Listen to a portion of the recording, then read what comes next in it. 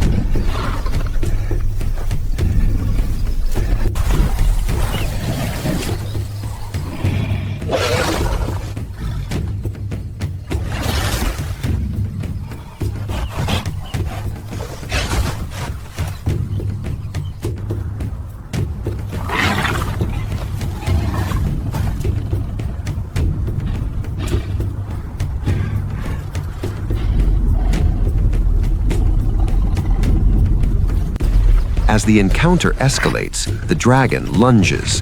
It is a burst of raw reptilian power, intended to overwhelm through sheer mass.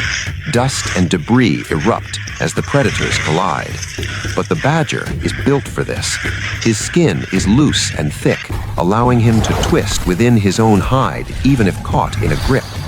He dodges and repositions, his movements heavy and unpolished, governed by the physics of a low-to-the-ground scavenger.